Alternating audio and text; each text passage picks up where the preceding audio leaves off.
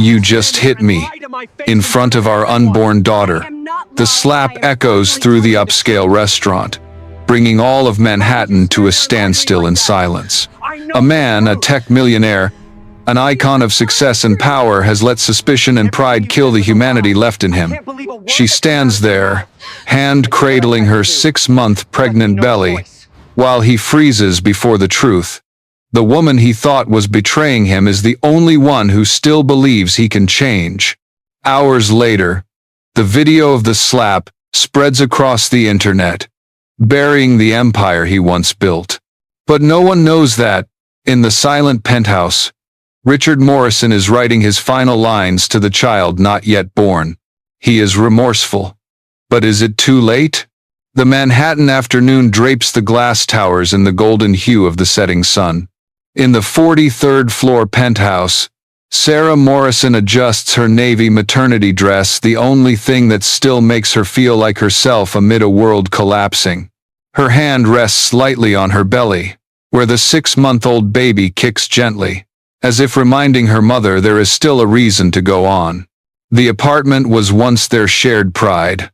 Walnut, wood, floor-to-ceiling windows, and wedding photos that once hung everywhere now replaced by certificates, awards, and images of Richard at conferences.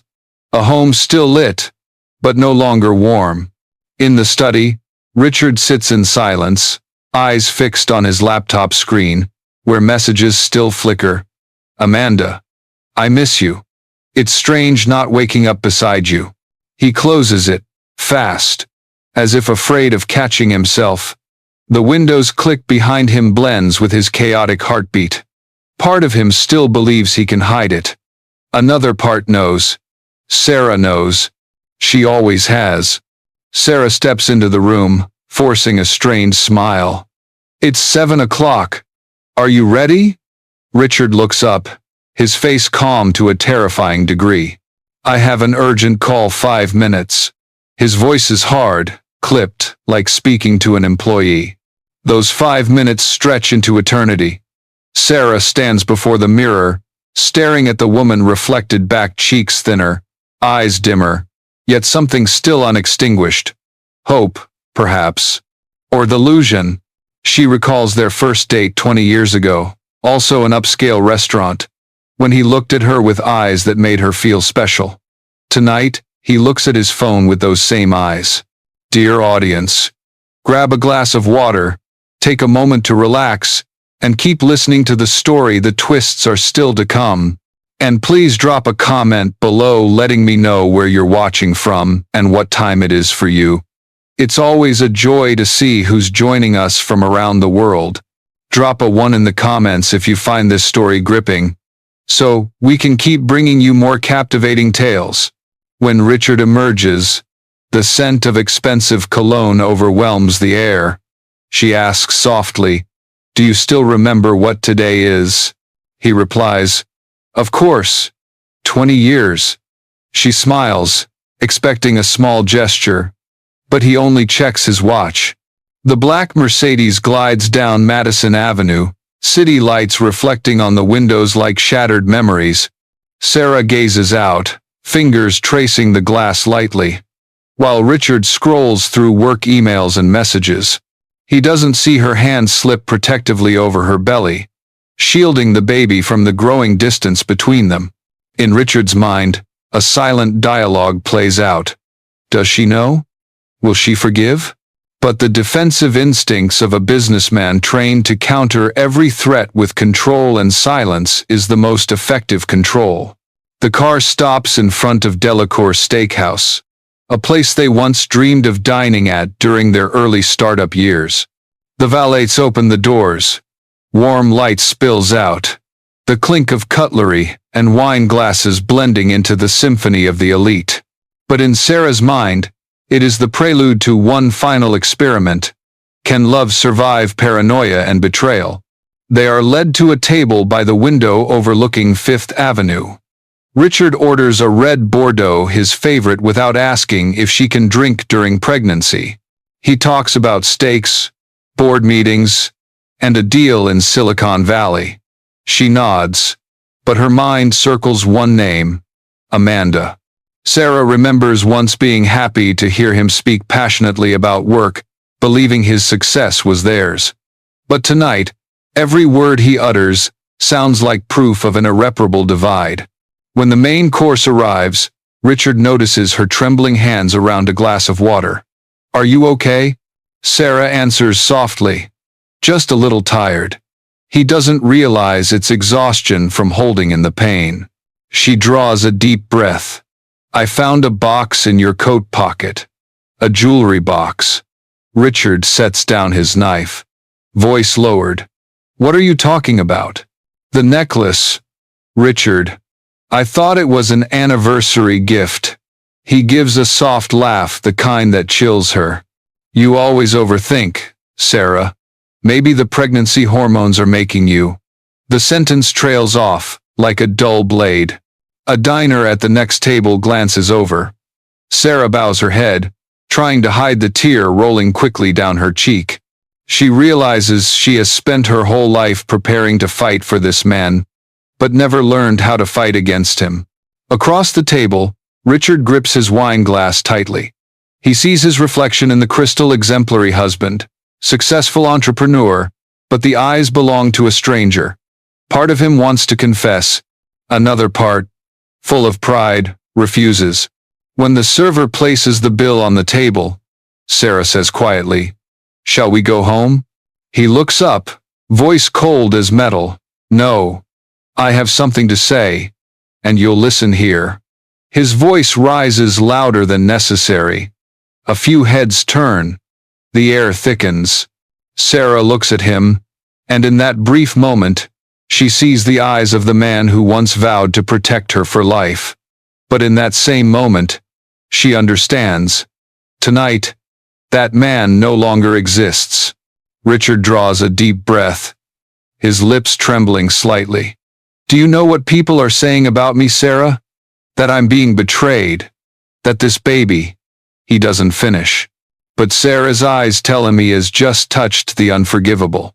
Neither of them notices the phones around the tables starting to record, and in the silence stretched like a wire, the inevitable draws near the moment when a single touch will split their lives in two.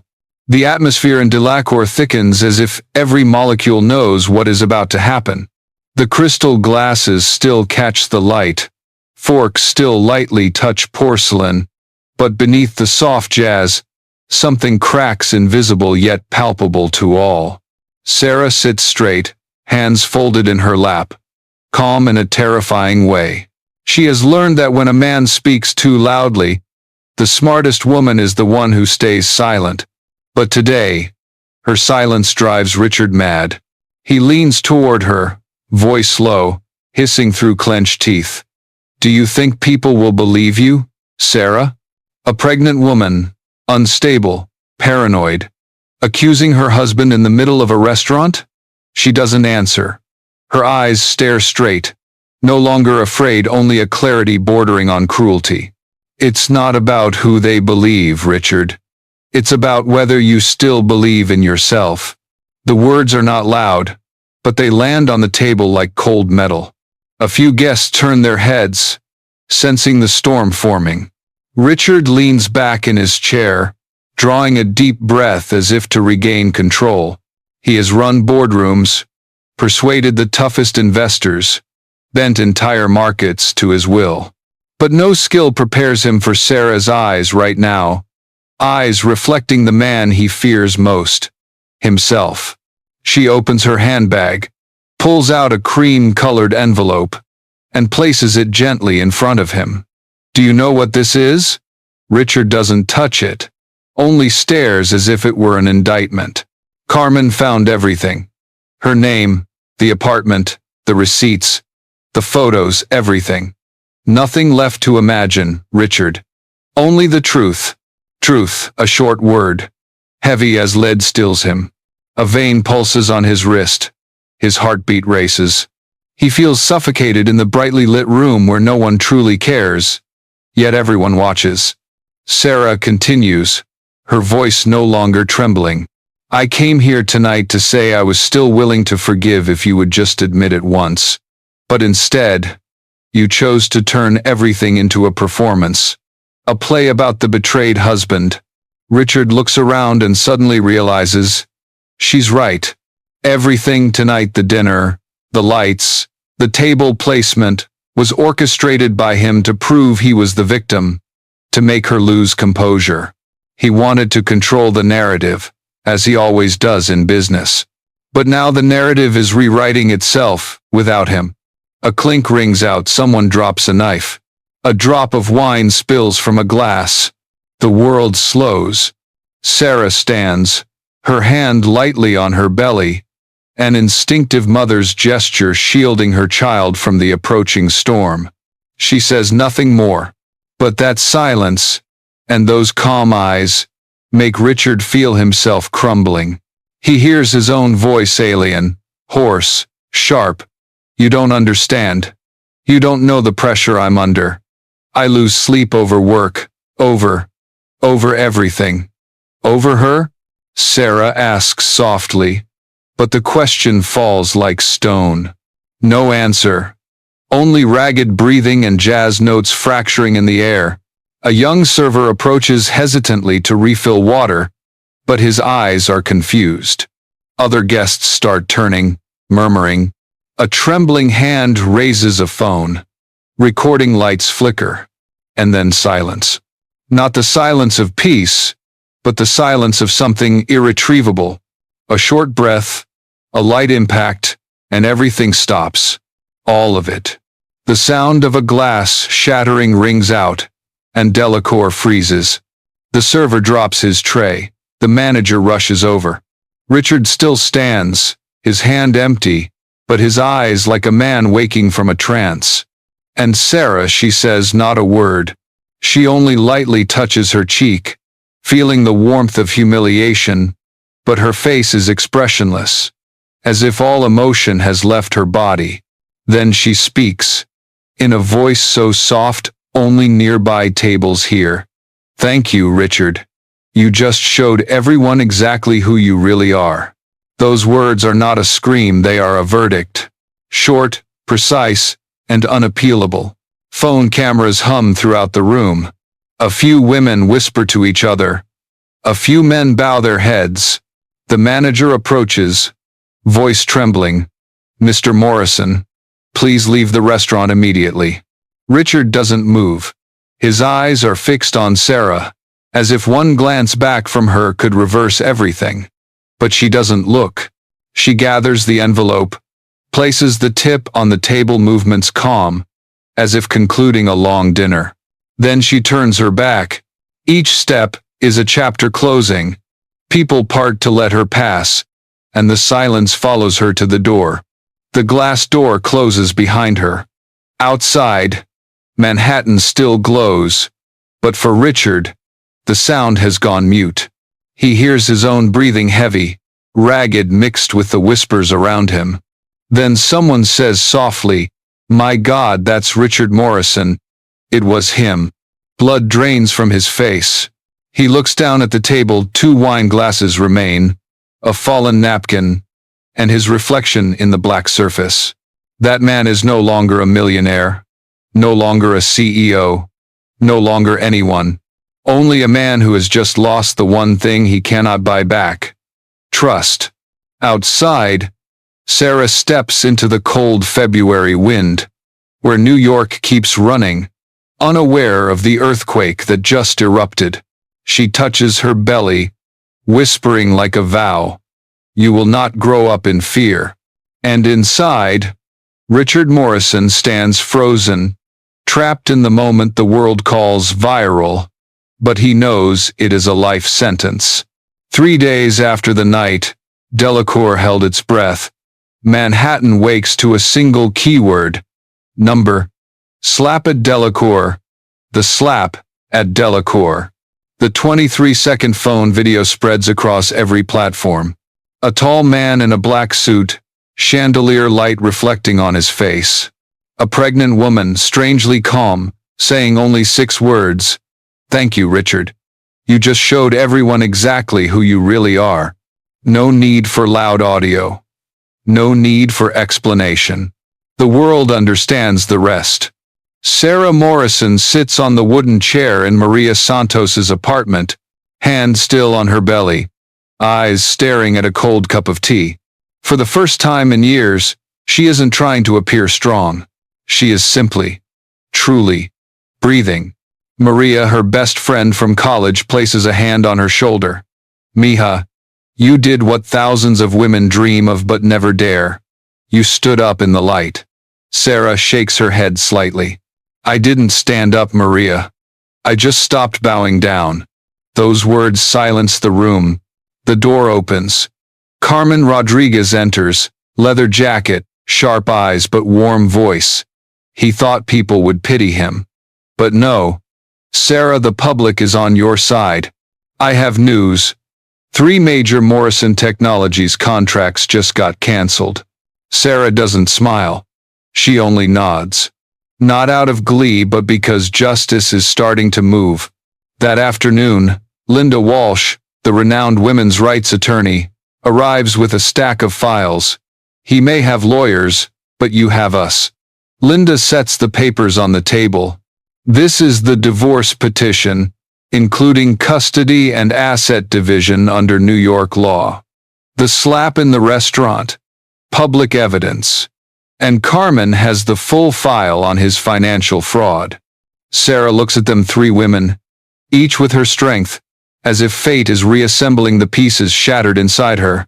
I never thought I'd have to do this while pregnant, she says softly. It's not have to, Mija. Maria smiles. It's get to.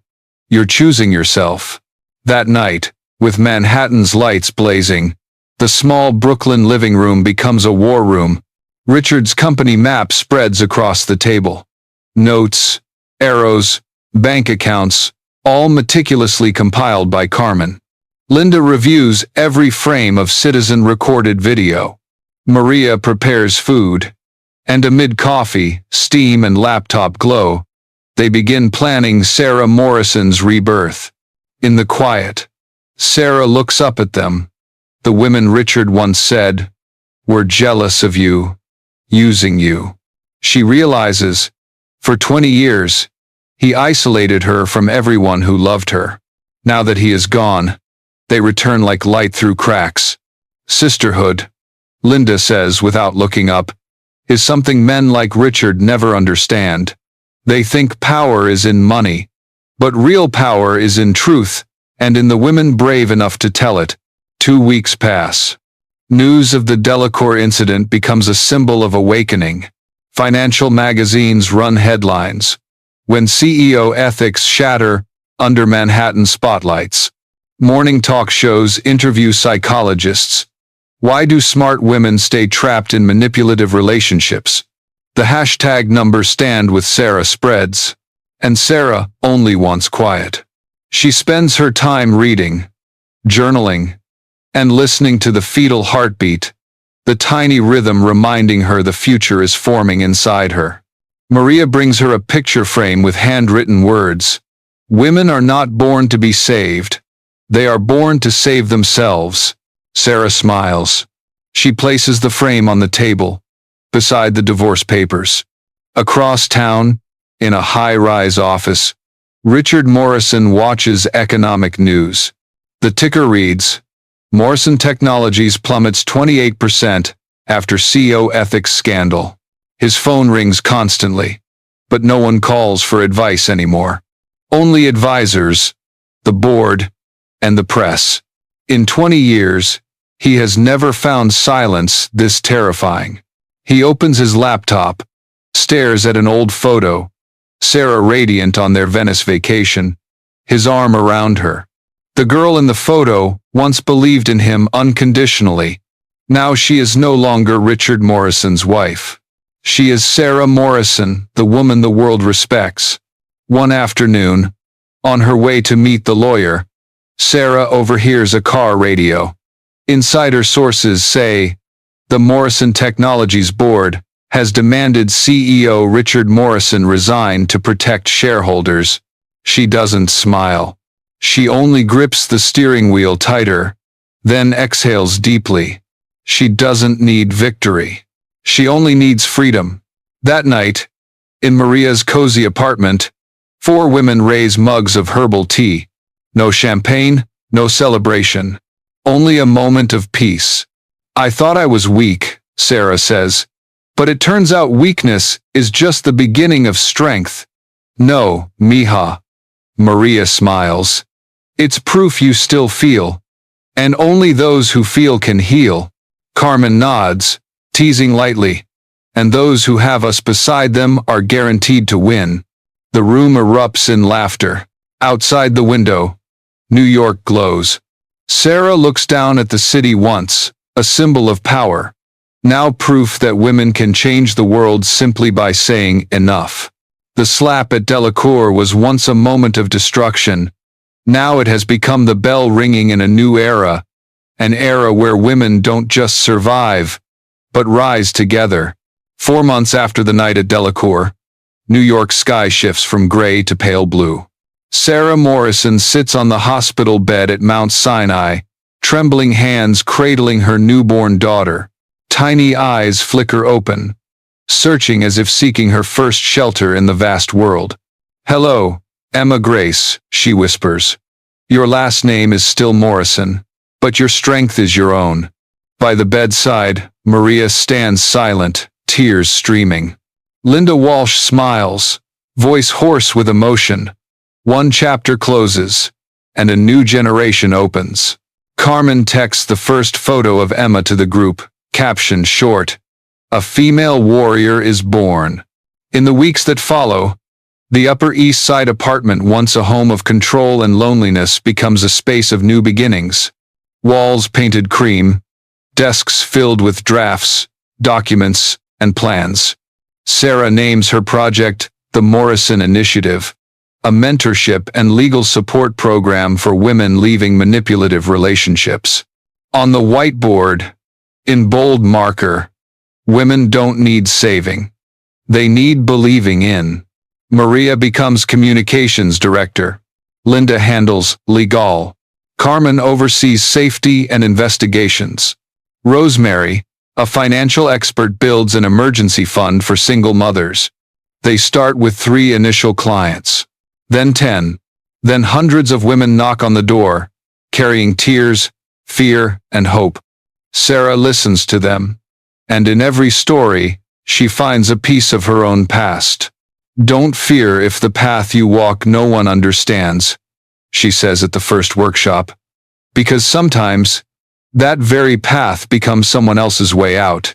Meanwhile, across the city, Richard Morrison is learning to live in silence. Empty office. His name erased from the Morrison Technologies sign. Shareholders voted. The board approved his resignation for personal reasons. The media no longer calls him a tech genius. Now only 3 words: Richard Morrison, former CEO. In the luxury apartment once filled with laughter, only the tick of a clock remains. He sits alone, replaying the Delacour video, the one he tried to scrub from the internet but couldn't. His face, losing control. Her voice, soft but sharp. "You just showed everyone exactly who you really are." He stops the video. In the stillness, Richard realizes he has lost not just a wife, he has lost the chance to be the father Emma needs. One early autumn morning, as wind sweeps through Central Park, Sarah pushes the stroller on a walk. Emma sleeps soundly under a wool blanket. She pauses beneath golden leaves, watching couples pass, hearing jazz from a nearby cafe. Everything that once terrified her now feels gentle. Maria approaches, handing her a magazine. On the cover, bold headline, "From Victim to Pioneer, Sarah Morrison, and the Journey to Redefine Women's Strength." She smiles, not for fame, but because finally, her story no longer belongs to pain, it belongs to rebirth. That evening, while rocking Emma to sleep, Sarah rereads a letter she wrote to herself. "If one day my daughter asks, 'Mom, why didn't you leave sooner?' I will say, because I needed to learn to love myself first. So, when I left, I wasn't running. I was walking. She folds the letter, places it in Emma's first journal. At the same moment, in a low-security rehabilitation camp upstate, Richard Morrison sits writing. No laptop, no secretary, only paper, pen, and an envelope addressed to Sarah and Emma. In the letter, he does not beg forgiveness, only acknowledges, I once thought power was being feared by others. Now I know real power is being respected by yourself. Thank you for letting me lose everything. So I was left with the only thing worth keeping, awareness. He signs his name, folds the letter, and looks out the window where sunset gilds the empty yard. 1 year later, the Morrison Initiative becomes an official organization, honored at an international gender equality conference. Sarah steps onto the stage, Emma in her arms, spotlights shining like dawn on a new chapter. She does not give a long speech. Only 3 sentences. I was once silent, and in that silence, I nearly lost myself. Today, I speak to every woman. We are not weak.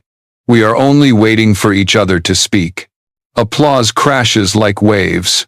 In the back row, Maria, Linda, Carmen, Rosemary smile at one another. They know this fight is not just Sarah's, but millions of women's. That night, back home, Sarah places Emma in the crib, watching the baby sleep under warm light. The city outside is noisy, but in her heart is a beautiful stillness, the peace that comes only after surviving the storm. She whispers, as if to the whole world, we never truly fall. We are only learning to rise on our own feet. New York, 5 years after the fateful slap at Delacour. A spring morning thin as a silk ribbon of light drapes the city. From the 20th floor window, Sarah Morrison looks down at the flowing traffic, coffee in hand. Across the table, a financial report headlined, The Morrison Initiative 5th consecutive year leading Women's Restart Fund. On the desk, a photo of Emma, now 5, beaming in a green dress, standing among children at the Daughter's Confidence Day event. The girl has her mother's eyes, and a gaze once her father's. But in those eyes there is no shadow, only curiosity, clarity. Emma, Sarah whispers, you are proof that beauty can grow from ashes. Downstairs, the new offices of the Morrison Initiative buzz like a hive. Over 60 employees, mostly women who have survived abuse, now work as mentors, trainers, lawyers, and financial specialists. They do not just work, they heal. On the large wall, the slogan remains from day one, from silence to strength. A group of high school students tours, researching women leaders and economic independence. One girl asks Sarah, "Do you regret the past?" Sarah smiles. "Without the past, I wouldn't fully understand the value of the present." The girl nods, jotting the words in her notebook. Just one sentence, but Sarah knows a new seed is planted. That afternoon, Sarah visits her mother's grave at Riverside Cemetery. Emma runs around, picking wildflowers fallen on the grass. On the simple stone, an inscription Sarah chose years ago. She taught me silence, but that silence led me to find my own voice. She bows her head, whispering, "Mom, I did it. Not just for me, but for the other women." The wind carries the scent of cherry blossoms, tossing her hair. In that moment, Sarah feels what 5 years ago she couldn't believe, peace. And elsewhere, 50 miles from the city, by a small lake in the suburbs, a man mows the lawn of a community recovery center. His hair is streaked with gray, the once arrogant face now etched with lines of reflection.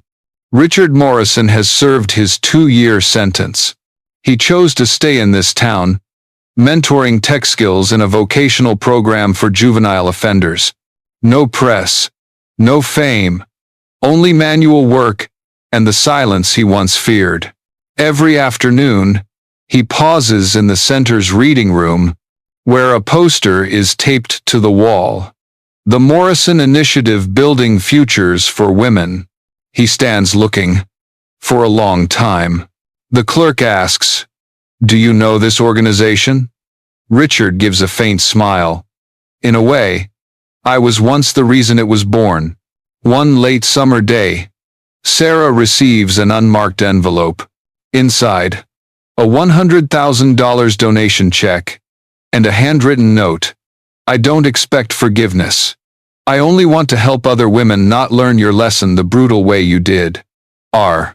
Sarah sits in silence for a long time. She doesn't cry. She doesn't forgive. But she understands. Redemption is not in words, it is in actions. And sometimes, silence can be the deepest apology. In the 5th year, the Morrison Initiative is invited to the United Nations to present a report on financial independence programs for women post-divorce and abuse. Sarah steps to the podium.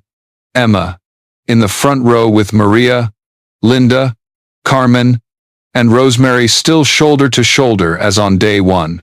"I am not here to recount a tragedy," Sarah says calmly. "I am here to say that behind every woman who seems to fall, there is always a community ready to catch her. And sometimes, the fall itself is the door to unbreakable strength." Applause thunders through the glass hall. She bows her head, but her eyes turn to Emma, the girl waving, her smile innocent as morning light. That night, Sarah and Emma return to their small apartment. The girl asks, "Mom, what is Delacour?" Sarah pauses. A beat of silence. Then she kneels, looking straight into her daughter's eyes. "It's where I learned that when someone hurts you, you have the right to say no, and you have the right to walk away, even if everyone says you can't." Emma thinks, then nods. "I'll do that too, Mom." Sarah hugs her tight. "That's the best thing I've ever heard in my life." The next morning, as dawn floods the window, Emma sits at the breakfast table drawing. A woman and a child holding hands, standing in the city. Behind them scrawled but proud words. "Mom and me were not afraid anymore." Sarah pauses, watching, her hand unconsciously on her heart. 5 years ago, the heartbeat in her belly was a promise. Now that heartbeat runs around the house, laughing in the light. A slap once made the world gossip. But what? After everything, what remains is not shame but awakening. Sarah Morrison did not seek revenge. She only chose to rebuild. And in that journey, she redefined what the world calls victory. New York, 10 years later. The city still never sleeps, but its rhythm is gentler, more human. In the heart of Union Square, an outdoor stage rises, surrounded by thousands crowding under warm golden lights. A large banner hangs behind. The Morrison Initiative, 10 Years of Courage. On stage, Emma Morrison, 15, stands amid microphones and cameras. Her hair in braids, her gaze remarkably steady for her age. Her voice rings clear, confident. 10 years ago, my mother stood alone before the world and said, "Women have the right to walk away from fear." Today, we don't just walk, we run toward the future. Applause explodes like waves across the square. Sarah stands below the stage, gripping a spare microphone, eyes glistening. 10 years she never thought the world would come this far. When the program ends, Emma runs down, throwing her arms around her mother. The two stand in the circle of flashing lights. Sarah leans down, whispering, "You just spoke like someone who has lived 2 lifetimes." Emma laughs. "You taught me, Mom. Pain is a language. I'm just learning to speak it with hope." Sarah laughs, hugging her tighter. The wind carries the scent of lavender from the square, The stormy years dissolve in that breeze, leaving only sweet peace. From then on, Emma begins appearing on forums, schools, and international conferences. People call her voice of the next generation. But Sarah doesn't like the title. To her, Emma is simply a girl who knows how to listen. One evening, mother and daughter sit on the rooftop, watching Manhattan's lights. Emma asks, "Mom, do you ever think I'll be like you?" Sarah looks at her, answering softly, "I don't want you to be like me. I want you to write your own story. But if in that story you still choose kindness, then I'll be proud." Emma nods, resting her head on her mother's shoulder. Below them, the city sparkles like a map of lives changing. In the same time frame, the Morrison Initiative has expanded to 23 countries, becoming a global network supporting women, escaping financial, emotional, and social control. No longer an organization, a movement. Members affectionately call Sarah the quiet architect. She rarely appears publicly. She only ensures every center runs sustainably, where women can come, learn, work, and start over. For Sarah, success is not applause, it is when another woman says, "I'm not afraid anymore." One October afternoon, Sarah receives an express letter from Vermont. Familiar slanted handwriting. "I heard little Emma just won a national speech scholarship. If you can, tell her her father is very proud. I'm still teaching kids at the Vocational Recovery Center. Perhaps, for the first time in my life, I'm living authentically. R." Sarah sits with the paper in her hand for a long time. She feels no anger, no pain, only the sense that, however late, people can still change. She folds the letter, places it in the memory box with the others witnesses to the journey she has walked. That winter, at the organization's headquarters, a small statue is unveiled, not of Sarah, but of Emma, arms outstretched. Inscribed below, "We are the voice now." The press covers it, social media shares, millions attend online. But Sarah only watches from afar, quietly. She knows that statue is not just her daughter's. It belongs to every woman who has found herself again. 1 year later, Emma turns 16. In her first speech at Columbia University, she ends with the words her mother once said, "Strength doesn't come from never falling. It comes from never staying down." Hundreds of students rise, applauding. Sarah sits in the back row, watching her daughter quietly. In the dim light, she realizes the journey she thought ended has only just begun. Legacy is not what we leave behind, but who continues telling the story. That night, returning home, Emma places a small envelope in Sarah's hand. "I wrote to Dad. I said I forgive not because he deserves it, but because I don't want to carry it anymore." Sarah squeezes her daughter's hand gently. No more words needed.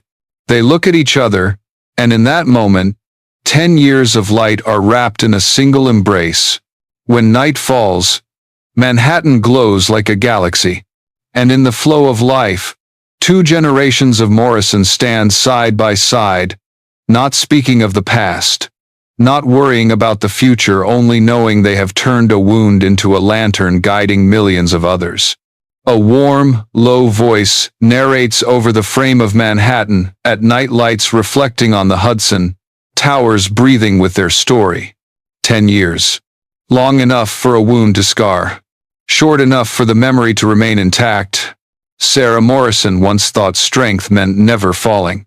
But she learned true strength comes from rising and choosing gentleness over bitterness. She did not win with lawsuits, did not take revenge with anyone's collapse. She won by rebuilding herself, her life, and the world around her. Elsewhere, a little girl named Emma grew up in that light. She doesn't remember what was lost, only knows her mother chose love, even after being hurt. And perhaps that is the greatest gift a mother can leave her daughter. the belief that kindness is never weakness. The camera glides past the windows of the Morrison Initiative offices where women work, laugh, write their own stories. The voice continues. There is no ending that truly ends. Every time a woman says, "I deserve more than this," Sarah Morrison's story begins again.